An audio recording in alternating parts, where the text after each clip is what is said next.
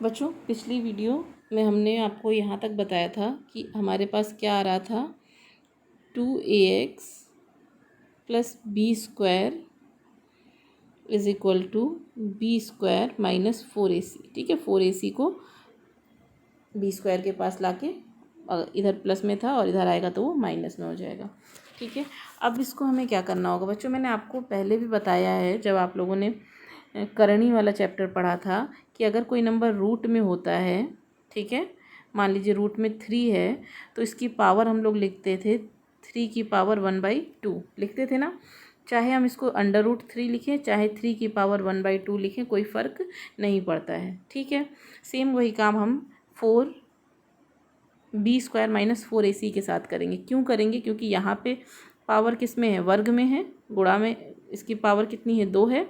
ठीक है, हमें b² माइनस 4ac की पावर भी क्या लेके आनी है, 2 लेके आनी है। ठीक है, लेकिन ऐसे लेके आनी है कि इस b² माइनस 4ac की वैल्यू चेंज ना हो। तो हम क्या करेंगे,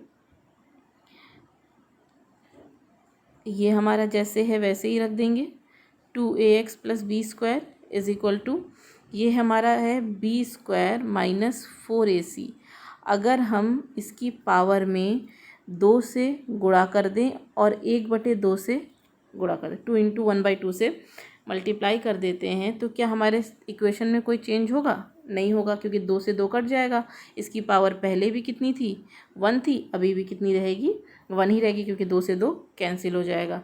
लेकिन हमें इक्वेशन को सॉल्व करने में मदद मिल जाएगी और हमारे पास ये क्या हो जाएगा, 2ax प्लस b का होल स्क्वायर।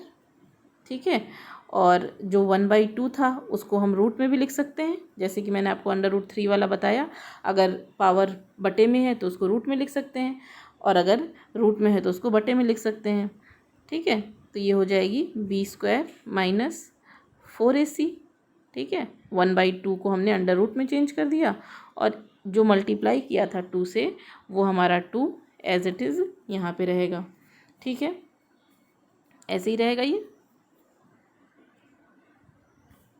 हाँ, तो अब आगे देखते हैं हम लोग। ये हो गया इसकी पावर 2।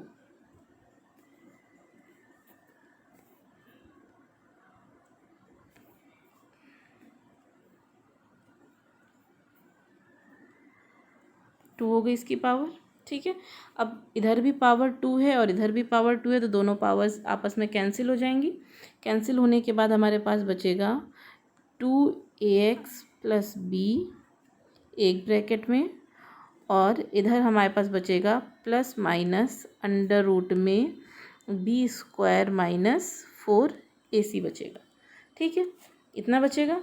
अब इसके बाद हम लोग क्या करेंगे, ये b जो है वो √2ax के साथ प्लस में है, इधर आएगा तो किस में हो जाएगा, माइनस में हो जाएगा। तो ये हो गया -b plus minus √b² minus 4ac हो जाएगा। x के साथ 2a मल्टीप्लाई में है, राइट साइड में आएगा तो किस में हो जाएगा, डिवाइड में हो जाएगा। तो हमारे पास ये हो जाएगा x is equal to -b plus minus √b² minus 4ac। ठीक है, ये b² है, आप ये हमारा है ये b²। 2a उधर मल्टीप्लाई में था तो इधर आएगा तो किस में हो जाएगा, पूरे के डिवाइड में। ये बच्चों है हमारा द्विघात सूत्र, जिसको हम लोगों ने द्विघात समीकरण की सहायता से निकाला है। इस सूत्र की मदद से हमें x की 2 वैल्यूज़ मिलेंगी। ठीक है, इस सूत्र का इस्तेमाल हम लोग कब करेंगे, हमें एक द्विघात समीकरण दिया रहेगा और उसमें पूछा जाएगा कि x का मान बताइए। ठीक है, तब हम इस फॉर्मूले का इस्तेमाल करेंगे और इससे हमें x की 2 वैल्यूज़ निकल के आएंगी। एक आएगी इस फॉर्मूले से, देखिए इसमें 2 फॉर्मूले बनेंगे। पिछले में हमने देखा था कि प्लस माइनस में था तो उसको हम लोग 2 बार लिख सकते हैं। एक बार b² minus b plus √b² minus 4ac upon 2a।